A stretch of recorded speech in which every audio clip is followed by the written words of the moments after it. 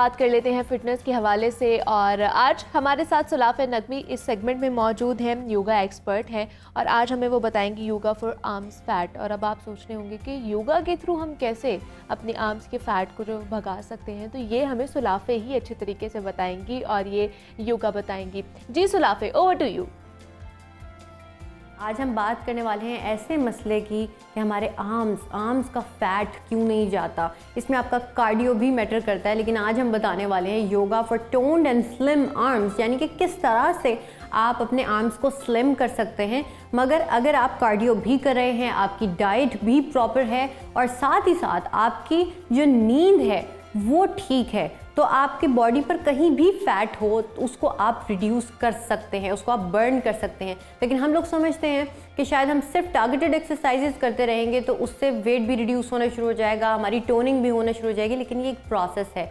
Targeted exercises ठीक है, चाहे योगा हो या कोई वर्कआउट हो, आप 1 या 2 दिन कर सकते हैं। इसके अलावा आपको हिट करना चाहिए। अब कार्डियो कर रहे हैं जो भी, लेकिन योगा के अंदर भी अगर आपको योगा को इंटेंसिटी उसकी बढ़ानी है तो आप 2 से 3 दफ़ा हफ्ते में इसको ज़रूर परफॉर्म करें और फिर लो इम्पैक्ट पर आ जाएं। स्ट्रेंथ ट्रेनिंग जो कि योगा के अंदर भी होती है वो आप कर सकते हैं। यानी जितना भी मैं प्लान बता रही हूँ योगा के हिसाब से बता रही हूँ कि आप इसमें इसकी इंटेंसिटी बढ़ा सकते हैं, इसको कम कर सकते हैं, टारगेटेड एक्सरसाइजेस को परफॉर्म कर सकते हैं। तो इस तरीके से आपका जो आर्म्स का फैट है वो कम होना शुरू हो जाएगा। या बहुत सारे लोग जो कहते हैं कि हमारे आर्म्स फ्लैबी हैं या बैट विंग्स हैं, तो उन लोगों की शिकायत जो है आज वो दूर होने वाली है। सबसे पहले आपको क्या करना होगा, मज़े की बात यह है कि ये सारा वर्कआउट स्टैंडिंग है और हमें यही चीज़ पसंद है, या तो सब फ्लोर पर हो या स्टैंडिंग पोजीशन में हो। तो आपको क्या करना है, अपने पाँव को आपने नॉर्मल जिस तरह आप स्टांस अपना लेते हैं आपने वाइड किया।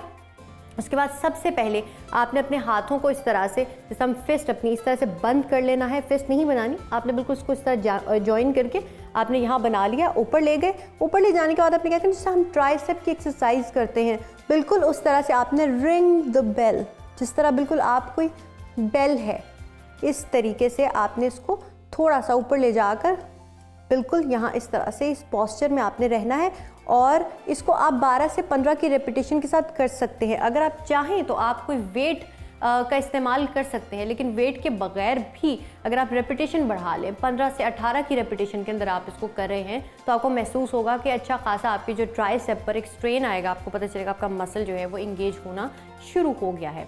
इसके अलावा आपने जो नॉर्मल हम अपनी स्ट्रेच करते हैं, अब इसके अंदर आपको होल्ड करना है। आपने सामने इस तरीके से होल्ड किया कुछ सेकंड्स, यानी 10 to 12 सेकंड्स के बाद इस पोजीशन को अब आपने अपने हाथों को बिल्कुल रिलीज़ नहीं करना, मतलब नीचे नहीं लाना। अब आप सीधा यहाँ पर अपने बाजुओं को इस तरह ले गए और कुछ देर इस पोजीशन में रहने के बाद आपने इस पोजीशन को रिलीज़ किया। रिलीज़ करने के बाद आपने पीछे अपने हाथों को लॉक करना है। लॉक करने के बाद आपने क्या करना है, इस तरीके से आप वहीं से शुरू करेंगे और नीज़ को थोड़ा सा बेंड करने के बाद आपने अपने बाजुओं को यहाँ लेंगे। नेक आपकी थोड़ी सी ऊपर रहेगी और उसके बाद 15 से 18 सेकंड्स के बाद या 20 सेकंड्स के बाद आप इसको रिलीज़ कर सकते हैं और इसको दोहरा सकते हैं 2 से 3 दफ़ा। या अगर आपको रेपिटेशन करनी है तो आप इसकी एक जो रेपिटेशन है इसको 12 से 15 की रेपिटेशन में आप इसको कर सकते हैं। इसके अलावा आपको जिस तरह हम नॉर्मल स्ट्रेच अपनी कर रहे होते हैं, यहाँ पर अपने बाजू को रखते हैं। अब ये होता है कि हम स्ट्रेच करके छोड़ देते हैं, लेकिन जैसे ही आप इस पोजीशन में रहेंगे 12 से 15 सेकंड 30 सेकंड तक रहेंगे, आपको महसूस होगा एक स्ट्रेन अपने इस एरिया पर और आपको पता चलेगा जो आपकी बैट विंग्स हैं वो आहिस्ता आहिस्ता इस परफॉर्म करने के बाद इन एक्सरसाइजेस को वो कम हो रही हैं। और आपने इसी तरह से दूसरी साइड पर स्विच कर जाना है। और इसके अलावा एक इंटरेस्टिंग एक्सरसाइज जो मुझे लगती है वो होती है आपके फ्लैपी आर्म्स, जिस तरह से बर्ड करता है। आपने स्टांस वही रखना है, अपने आर्म्स को थोड़ा सा स्टिफ करना है। इसके अंदर की पॉइंट ये है, बिल्कुल हल्का से कुछ भी नहीं होगा। आपने इसको यहाँ थोड़ा सा आर्म्स को स्टिफ रखा, रोल योर शोल्डर्स बैक और यहाँ पर इस तरीके से फ्लैपी आर्म्स। अगर आपको ये मुश्किल लगता है तो आपने सी सर्कल्स पर आ जाना है। इससे पहले भी आपने अपने जो आर्म्स हैं उसको, जो आपके शोल्डर्स हैं उसको आपने रोल करना है बैकवर्ड्स। इसकी भी रेपिटेशन सेम उसी तरह आप 10 से 15 या 12 से 15 की रेपिटेशन के अंदर कर सकते हैं या 30 सेकंड से 1 मिनट तक आप इस चीज़ को दोहरा सकते हैं। इसके अलावा नॉर्मली हम बचपन में ये एक्सरसाइज करते होते थे, ये चीज़ सामने अप एंड साइड, बिल्कुल इस तरह से सामने यहाँ हाथ रखें या इस तरीके से रखें। Up and side, simple.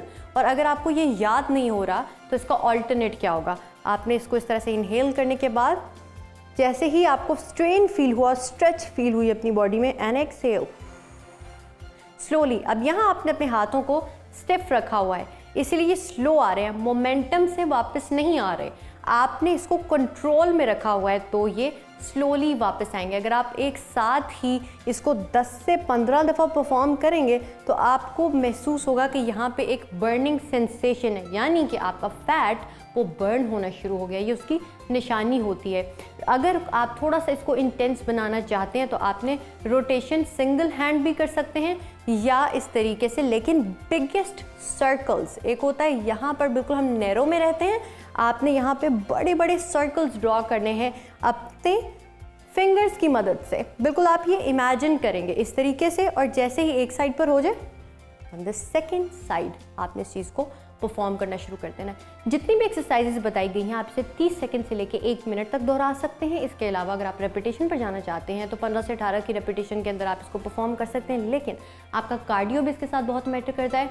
आपने पानी कितना पीना है, जितने भी पाउंड्स का आप वेट आपका है उसको आप हाफ करेंगे, उतने आउंस को आप कप्स में जो है कन्वर्ट कर लेंगे और उतने ग्लास या उतने कप्स आप पानी पी सकते हैं। नहर नहीं पीनी, और आपने हर चीज़ को बैलेंस में लेकर चलना। आई होप कि आपको ये टोन्ड आर्म्स के लिए वर्कआउट पसंद आया होगा या योगा पसंद आया होगा, और आप इसको अपनी लाइफ में लेकर भी आने वाले हैं इसी तरह अपनी रिजीमेंट में। और मुझे और जागो लाहौर को आपके फीडबैक का हमेशा की तरह इंतज़ार रहेगा, और मेरी तरफ से हमेशा की तरह इस जर्नी के लिए भी बेस्ट ऑफ लक।